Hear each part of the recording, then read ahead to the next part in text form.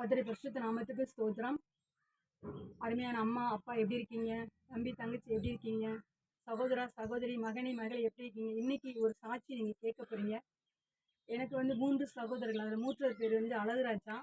நான் கம்பெனியில் வேலை பார்த்துட்டு இருக்கும்போது அவருக்கு 2 பேர் செய்வின மந்திரம் வச்சுட்டாங்க. அது எனக்கு எப்படி தெரியும்னு கேட்டிங்கன்னா, நான் நைட்டில் ஜெபம் பண்ணிட்டு படுத்திருக்கும்போது 2 பேர் பஸ் ஸ்டாண்டில் யாரோ 2 பேர் உட்காந்துருக்க மாதிரியும் முட்டையை உடச்சி உடச்சி ஊற்றிட்டு போங்கன்னு சொல்கிற மாதிரி நான் ஒரு கனவு கண்டேன். அந்த மறுநாள் நான் பக்கத்தில் என்னோட வேலை செய்கிற பெரிய மாமா வயசானவங்க இருப்பாங்க இல்லையா, அவங்கள்ட்ட சொன்னேன், அம்மா நைட்டு நான் ஒரு கனவு கண்டேன், தம்பிக்காக ஜோம் பண்ணிக்கிட்டு இருக்கேன், இப்படி காட்டுதும் அப்படின்னு சொன்னால், அப்போ உங்கள் தம்பிக்கு விரோதமாக யாராவது செஞ்சுருக்காங்க செய்வேன்னு சொன்னாங்க.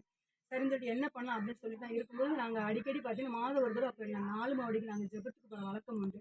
நானே கூட வேலைக்கு போகிறவங்கள கூப்பிட்டு போவோம்.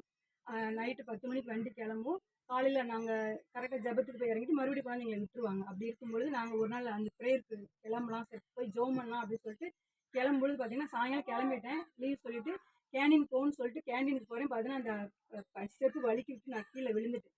அந்த ஜெபத்துக்கு போகக்கூடாதுன்னு ஒரு தடை வந்துச்சு. இல்லை எப்படியாவது போய் தான் ஆகணும்னு சொல்லிட்டு என்னோட காலை அப்படியே நொண்டி நொண்டி நடந்துக்கிட்டு நான் பொள்ளாச்சி அந்த பஸ் ஏறி மறுபடி நான் 4 மாடி போய் அங்கே ஒரு சாட்சி கேட்கும்போது சொன்னாங்க, நான் எனக்கு கரூர்லேருந்து வந்தாங்க, சேலத்துலேருந்து வந்தவங்க ஒரு சாட்சி சொன்னாங்க.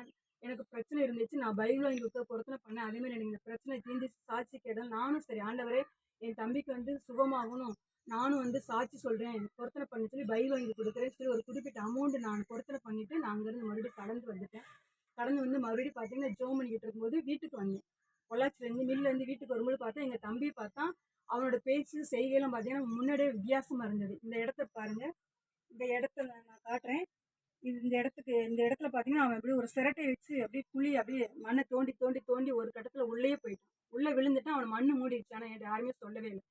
அவன் என்கிட்ட பேசுன எதுவுமே சரியில்லை. அப்போ சரின்னு சொல்லிட்டு என்ன பண்ணலாம்னு சொல்லிட்டு சரி நம்ம மருந்தும் பார்க்கலாம் அப்படின்னு சொல்லிட்டு நான் ஜோம் பண்ணிட்டு இவனை இருக்க சூழ்நிலை பார்த்தா எப்போ 40 50 செலவாகும், இவனை கொண்டு விட்டோம்னா மணல் ஆஸ்பத்திரியில் கூட வெளியே விட மாட்டாங்கன்னு சொல்லி கையில் ஒரு 40 பணத்தை வச்சுக்கிட்டு இன்னொரு தம்பியை கூப்பிட்டுட்டு எங்கள் ஊர்லேருந்து ஒரு டாக்டர் வெளியூரில் வேலை பார்க்குறாங்க, வெண்ணிலா டாக்டர் வீட்டுக்காரர் மதுரையில் அரசடி பக்கத்தில் காலசல் பக்கத்தில்.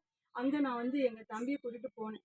இன்னொரு தம்பியை கூட்டிகிட்டு போயிட்டு 40 கையில் வச்சுட்டு நான் போகிறேன். ஏன்னா இவனோட சுச்சுவேஷன் பார்த்தா உள்ளே வச்சுருவாங்க, ரூமுக்குள்ள தான் அடைப்பாங்கன்றதை நான் போனேன். சரின்னு சொல்லிட்டு போனால் அங்கே பாருங்கள் சொன்ன நிலைமையை சொன்னாங்க, இப்படி இருக்கான்னு சொன்னால் அந்த டாக்டர் ஒரு மெடிசன் கொடுத்தாங்க. பார்த்தீங்கன்னா ஒரு லிக்விடு ஒரு 175 ரூபாய்க்குள்ள தான் இருக்கும். பார்த்தீங்கன்னா அதை கொண்டு நாங்கள் ஜபத்தோடு நான் கொடுக்கும்பொழுது பார்த்தீங்கன்னா ஒரு பாட்டில் 1.5 பாட்டில் அது முடியுங்களையுமே அவன் நல்ல விடுதலை ஆகிட்டான். கத்திரிக்க கூடான கொடி ஸ்தோத்திரம்.